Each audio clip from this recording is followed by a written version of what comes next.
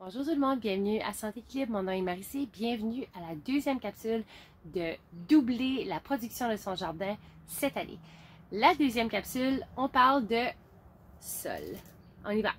Lorsque j'ai commencé à jardiner, je réalisais pas vraiment l'importance du sol. Pour moi, le sol était simplement une matière qui me permettait de placer des graines et faire pousser mes légumes. Toutefois, je n'avais pas vraiment compris l'importance du sol. Donc, vous voyez, ça c'est du beau sol. Pourquoi c'est important? Je vous le dis. Le sol est une matière organique, donc c'est vivant le sol. Le sol permet à vos plantes de vous communiquer leurs besoins. Donc, il y a plusieurs choses qu'on doit savoir à propos du sol, mais j'ai seulement 2-3 minutes pour faire une capsule. La première chose, c'est de savoir quel type de sol vous avez. J'ai fait une capsule récemment sur comment tester votre sol pour savoir si votre sol est limoneux, sablonneux, argileux, peu importe. La raison pourquoi on veut avoir un sol d'une bonne structure, c'est pour s'assurer que le drainage, donc l'eau, va pouvoir circuler à l'intérieur de votre sol et aussi amener les nutriments aux racines des plantes. Donc, vos plantes vous parlent et vous disent j'ai soif, j'ai faim, etc. Donc, le sol, c'est important de, un, le tester et de deux, savoir si votre sol a suffisamment de nutriments pour nourrir vos plantes. Vos plantes sont vivantes. Elles ont besoin, comme nous, de l'eau et comme nous, de nutriments. Elles ont besoin de manger.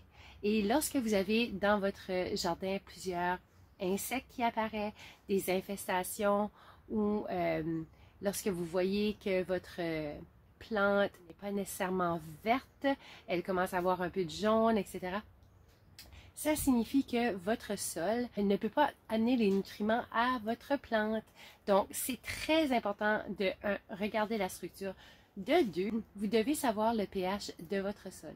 Les plantes, en général, les légumes, préfèrent un pH entre 6 et 7.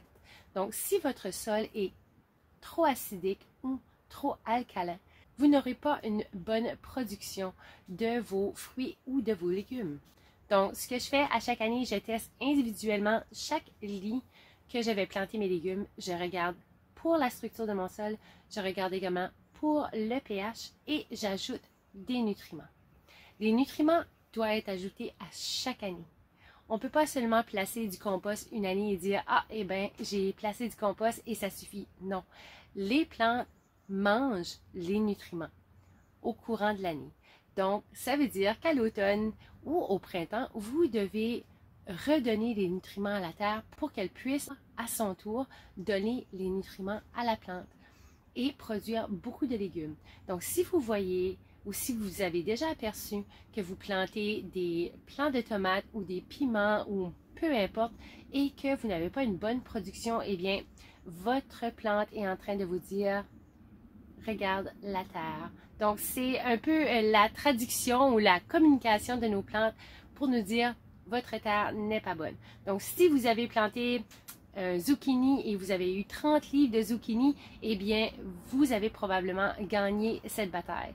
Mais si juste à côté, vous avez planté des fraises, par exemple, ou peut-être des bleuets, et que vous n'avez pas eu une bonne production, regardez la terre, regardez la structure, regardez le pH, et s'il vous plaît, n'oubliez pas de donner de l'engrais, de fertiliser votre terre plusieurs fois dans une saison. C'est très important. On déjeune, on dîne et on soupe. Donc, mon truc, c'est en début de saison, en mi-saison et à la fin de saison pour garder une terre équilibrée. Si vous avez aimé cette capsule, appuyez sur le like. On se voit aux prochaines vidéos pour une mini capsule sur planter à la verticale. Salut!